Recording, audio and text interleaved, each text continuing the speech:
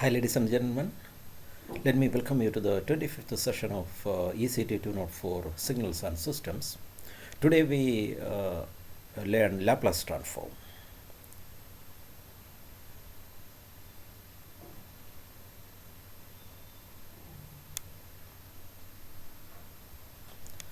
The contents of today's session are your learning outcomes, Laplace Transform, the region of convergence of Laplace Transform. Then we will compute the Laplace Transform of basic signals, then properties of Laplace Transform and the summary of understanding. So in this video you will understand Laplace Transform, its origin, its region of convergence, and prove its properties. So in this video we see the one-dimensional Laplace transform, the Laplace transform of a signal xt, that's a right-sided signal xt, that is Laplace transform of xt, that is denoted as xs, that is from 0 to infinity xt e raised to minus st dt, where the term s, that is equal to sigma plus j omega. So Laplace transform of a right-sided signal xt, that is an integral from 0 to infinity xt e raised to minus st dt, where s is equal to sigma plus j omega. This is the real part is a sigma axis that is here. This is a sigma axis, and the imaginary part, the j omega axis, that is here. So the two are perpendicular. So when sigma is greater than 0, that is the right half of the s-plane, and when sigma is less than 0, that is the left half of the s-plane. If it is a bidirectional Laplace transform, this integral will be changed from minus infinity to infinity. So this is a s-plane and this is a transform. And the range of values for s for which the Laplace transform converges, that is a region of convergence. That is a range of values for s, the region in the s-plane where the Laplace transform converges, that is a region of convergence, or ROC. Now let us see the Laplace transforms of basic signals. Here for the delta function,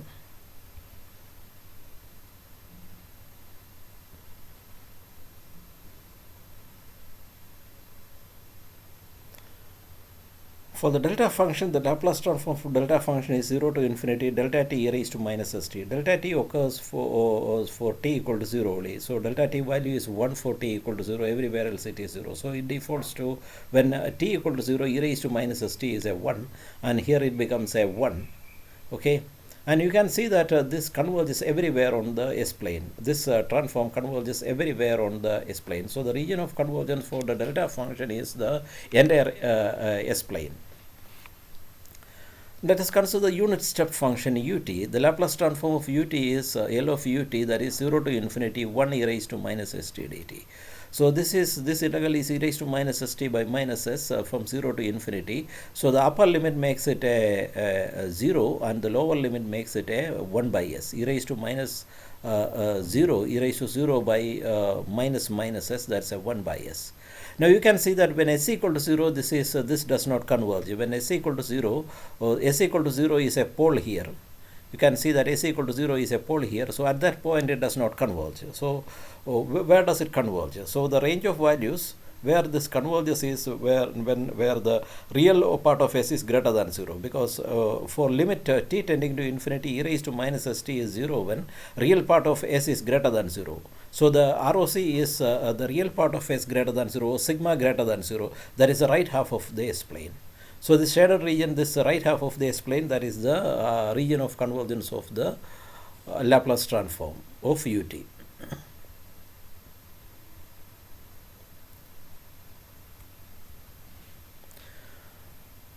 Now the exponential signal e raised to minus at ut, the Laplace transform e raised to minus at ut, that is 0 to infinity e raised to minus at e raised to minus st dt, or it is e raised to minus of s plus at dt. So it is e raised to minus of s plus at divided by minus of s plus a. So upon application of limit it becomes 1 by s plus a. For a limit t tending to infinity e raised to minus s plus a t to be 0, the real part of s plus a should be greater than 0, making the ROC sigma greater than minus a. For this limit to be 0, s plus a should be greater than 0, or sigma plus a is greater than 0, or sigma is greater than minus a. So at s equal to minus I is the pole here, and the ROC is the region to the right of this pole, that is sigma greater than minus a. Sigma greater than minus a is my region of convergence. And the cosine signal cos 2 pi f c t, that can be written as e raised to j 2 pi f c t plus e raised to minus j 2 pi f c t by 2. So this transform is integral from 0 to infinity e raised to j 2 pi f c t plus e raised to minus j 2 pi f c t by 2 e raised to minus s t.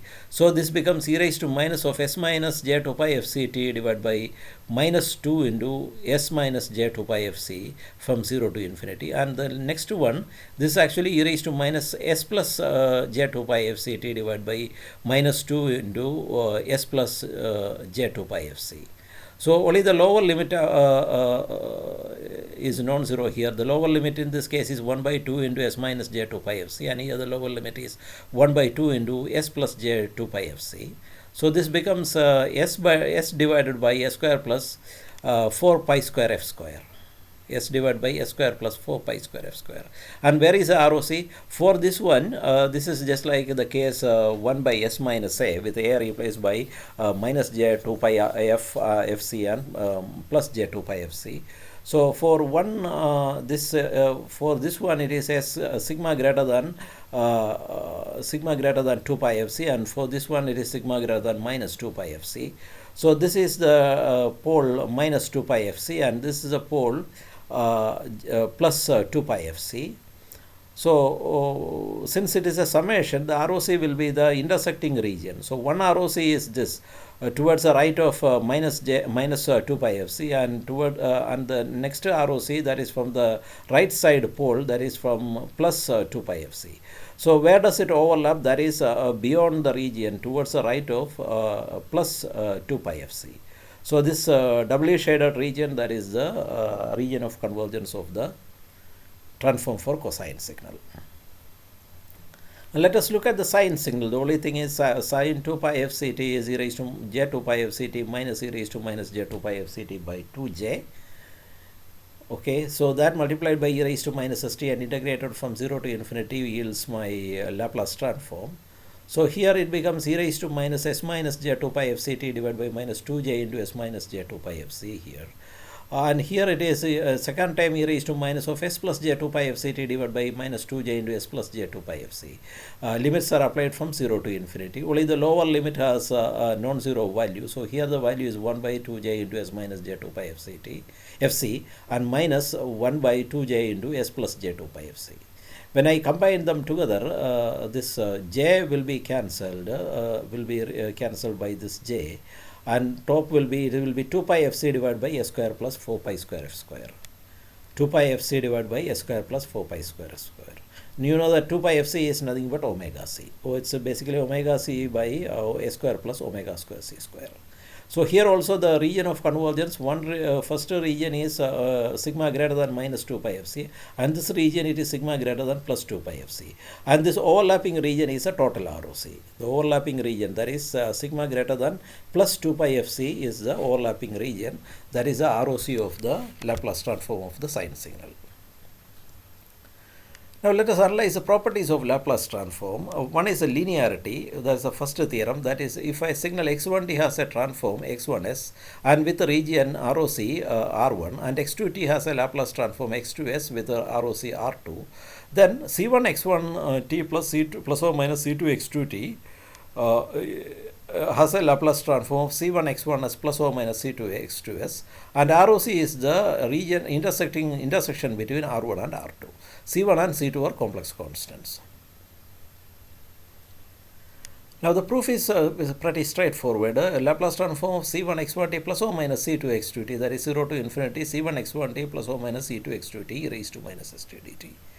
So if I take the c1 outside, it becomes 0 to infinity x1t e raised to minus st dt plus or minus c2 0 to infinity x2t e raised to minus st dt. So this is c1 x1s plus or minus c2 x2s.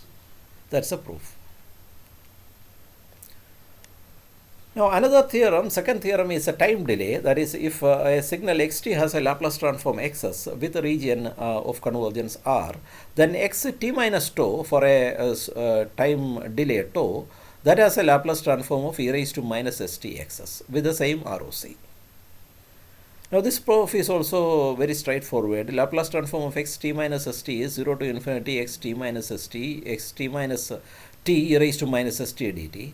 Now here I make this e raised to minus st as e raised to minus st minus tau. Okay. Here the Laplace transform of x t minus tau, that is 0 to infinity x t minus tau e raised to minus st dt. Here I make this t equal to t minus tau, so I add a plus e raised to plus st here, so I have to divide by e raised to minus s tau here. Okay. So this e raised to minus s tau is not part of this integral because the integration is in tau, so I can take out this e raised to minus s tau, and this integral is 0 to infinity x t minus tau e raised to minus s t minus tau d2. So it is nothing but e raised to minus s tau xs. Okay, and that's a proof. The same ROC. Now the third property, the third theorem is shifting in the S domain. That is, if a signal xt has a transform xs with ROC R, then e raised to s0 t xt has a transform of xs minus s0 with the ROC R plus real part of s0. Okay. Now what happens is the Laplace transform of this e raised to minus st xt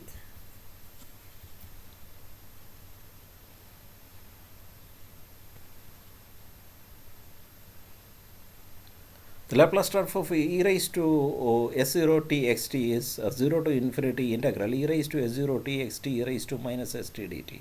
So when I combine the e raised to exponential terms together, it becomes integral 0 to infinity xt e raised to minus of s minus s0 t dt. So this is nothing but s replaced by xs with s replaced by s minus s0. So this is x s minus s0.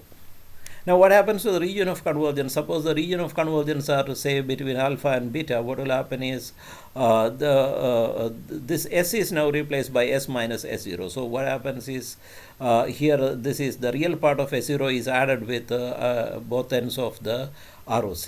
Like if this is alpha, this will be alpha plus real part of s0, and this will be beta plus, the other side will be beta plus real part of s0.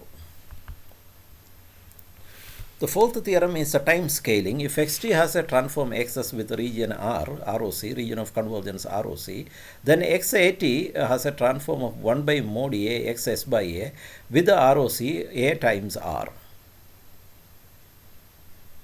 So L of xat is 0 to infinity xat e raised to minus st dt.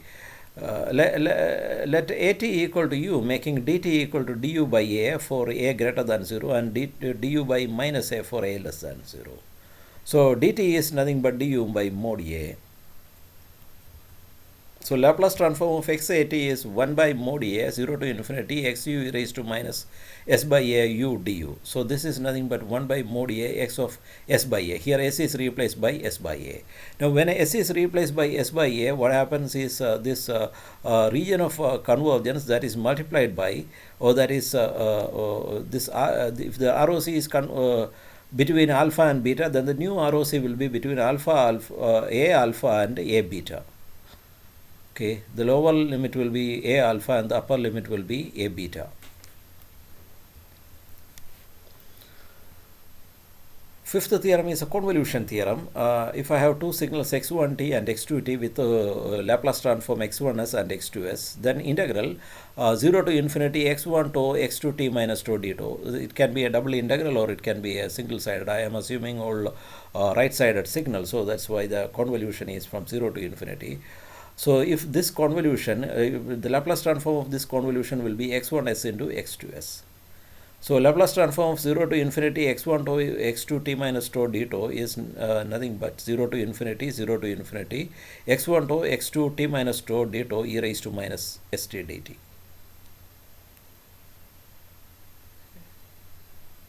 Now instead of this e raised to st, I can replace the st as e raised to minus s into t minus 2. Now I have added an e raised to plus st. I have to divide by e raised to st. I added a time e raised to minus st. Now they become separable. The integrals become separable. The first integral is x1 to e raised to minus s to d2, and the second integral is x2 t minus 2 e raised to minus s t minus 2 d2. Now this is my x1s, this is my x2s. So this is x1s into x2s. So this is a fundamental theorem, that is a convolution time domain that appears as a multiplication in the frequency domain. The sixth property is differentiation in S. That is, if xt has a Laplace transform of xs with a region of convergence R1, then minus txt has a Laplace transform of dxs by ds with the same ROC. This proof is pretty straightforward. This is my self-same expression for xs, that is the Laplace transform xs is 0 to infinity xt raised to minus st dt. If I take the derivative with respect to x, dxs by ds becomes 0 to infinity xt e raised to minus st multiplied by minus t, because e raised to minus st when differentiated, it gives me minus t e raised to minus st dt. So what is this? This is minus txt e raised to minus st dt integrated from 0 to infinity. This is the Laplace transform of minus txt, and that is what the theorem says. The Laplace transform of minus txt is dxs by ds with the same ROC. Seventh theorem is a differentiation in time. If xt has a transform xs with ROC R1, then dxt by dt has a Laplace transform of sxs minus x0 minus small x0 minus. This is the initial value of my small xt with the same ROC.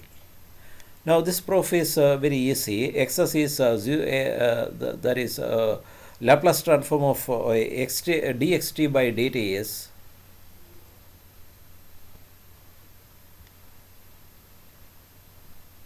Laplace transform of dxt by dt is 0 to infinity integral dxt by dt e raised to minus st dt.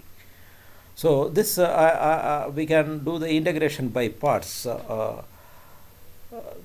Taking e raised to minus st as the first function and dxt by dt as a second function. So this first function into integral of the second function, that is integral of dxt by dt is xt from 0 to infinity minus integral of derivative of the first, that is derivative of e raised to minus st is minus s e raised to minus st multiplied by xt dt. Now here when I apply the upper limit, e raised to minus st xt becomes a 0, and the lower limit is e raised to 0, that's a 1 into x0 minus, that is minus x0. This is the initial value of my signal small xt minus x0 minus, I can take out s here, and it becomes 0 to infinity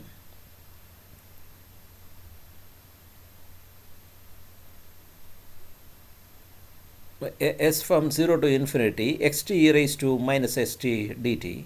So this becomes there's an additional negative sign here.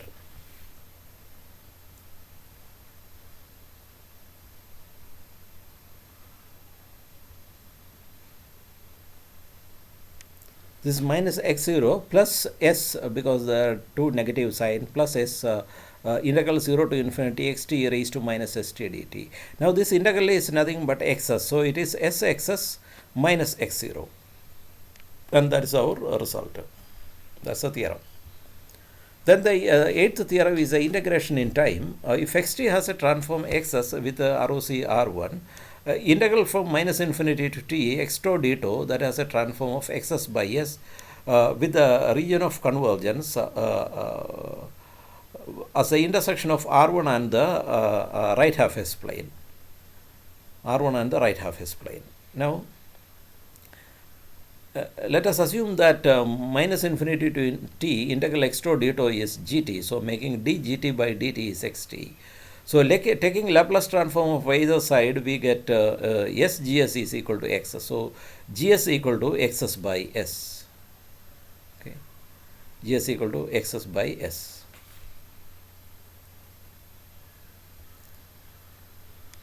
Now coming to the end, you understood the Laplace transform and its region of convergence. Then you learned and proved the properties of Laplace transform. And that is the end of this presentation. I thank you all.